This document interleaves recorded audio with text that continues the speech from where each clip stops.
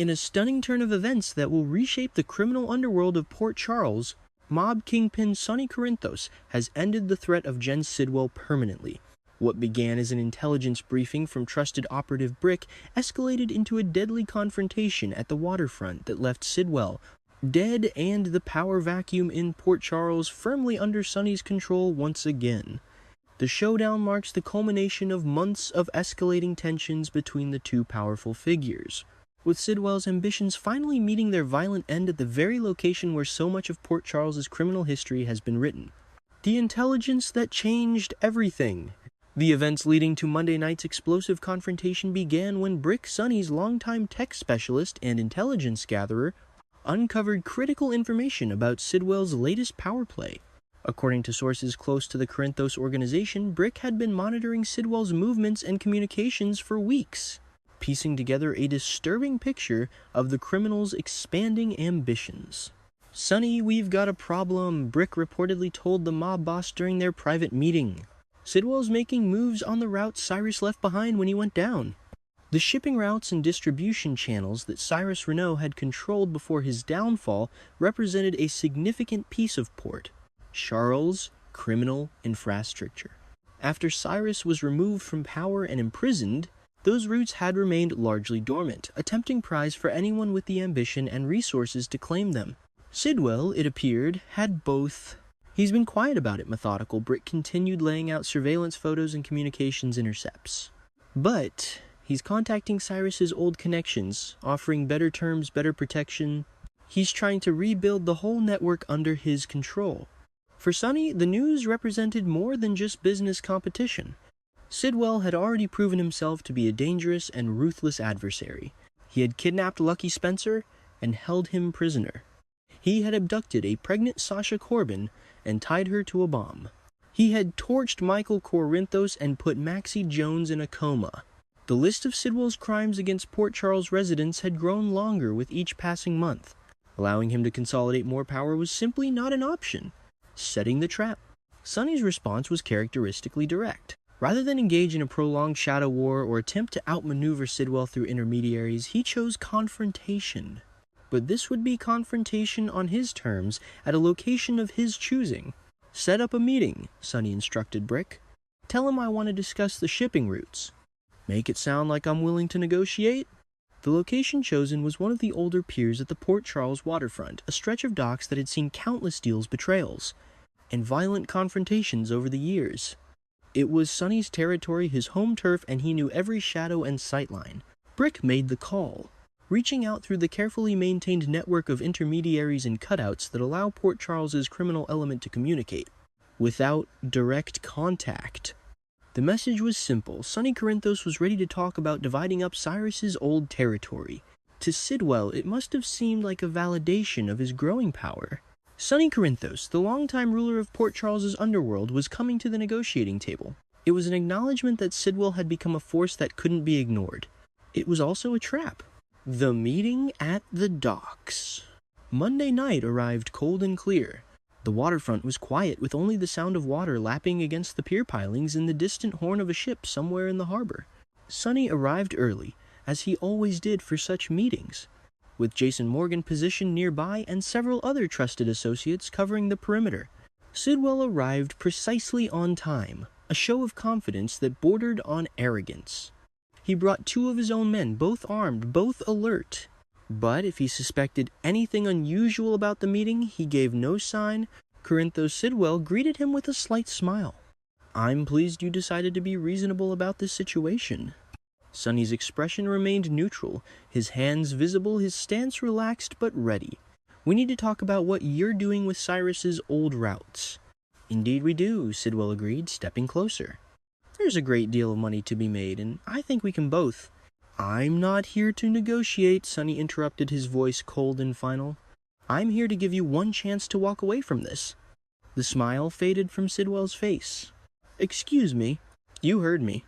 Sonny took a step forward, and though he made no threatening gesture, the shift in his body language was unmistakable. "Those routes belong to Cyrus, and Cyrus is gone. They're not up for grabs. They're not part of your expansion plans. You leave them alone, and you leave Port Charles. Tonight."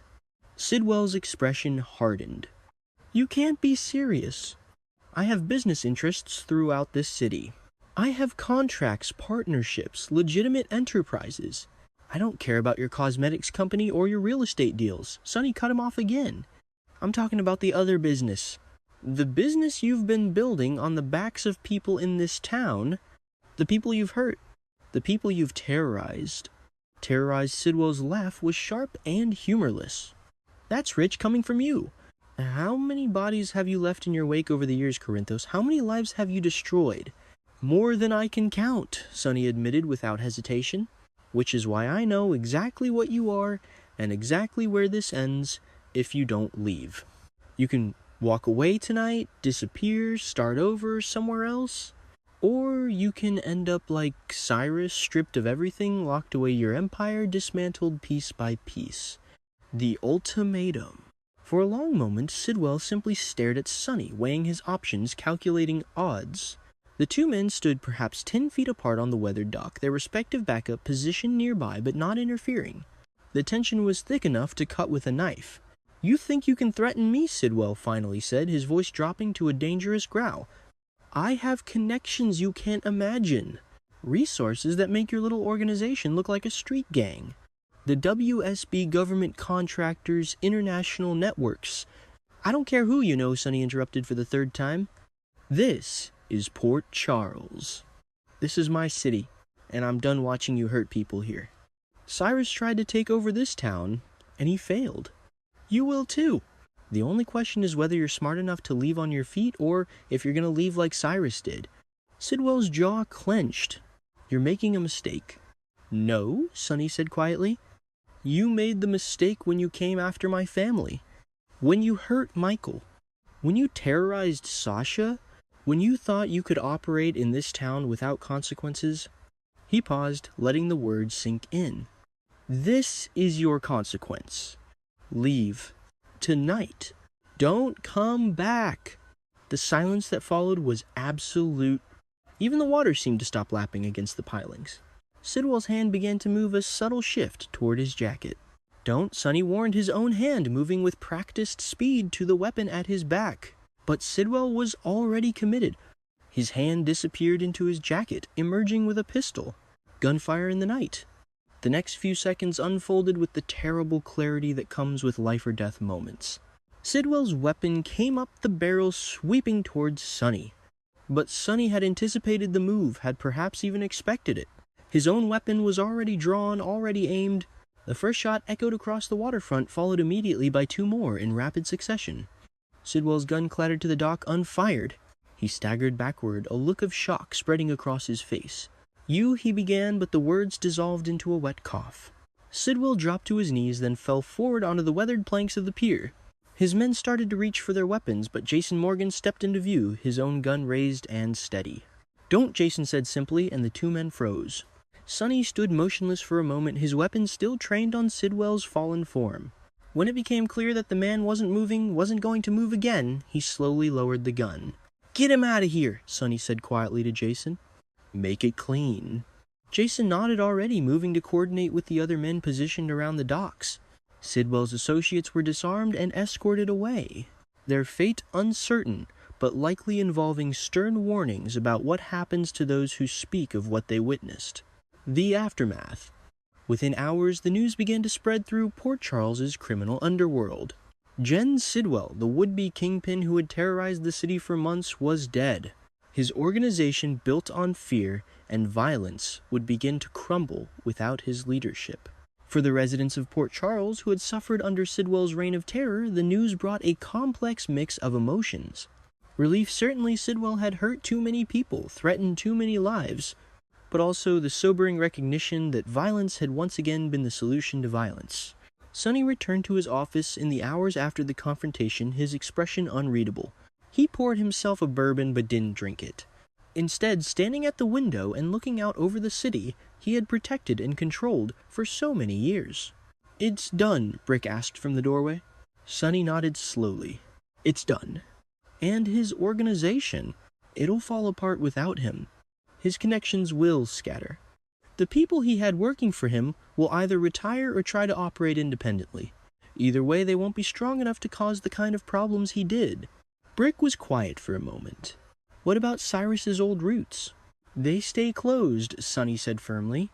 That business died with Cyrus. It should stay dead.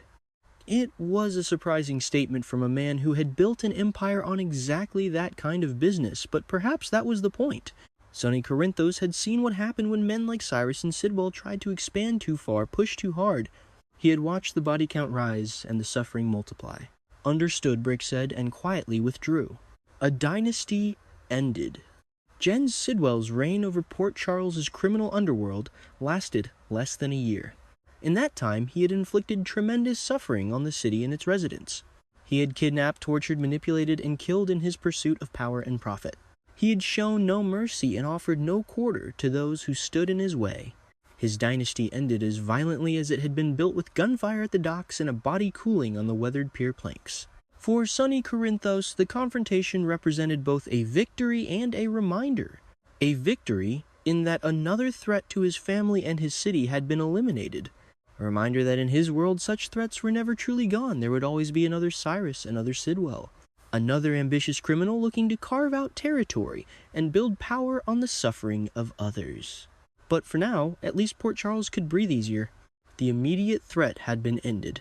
Sidwell's ambitions had died with him at the waterfront, and whatever organization he had built would soon follow him into oblivion.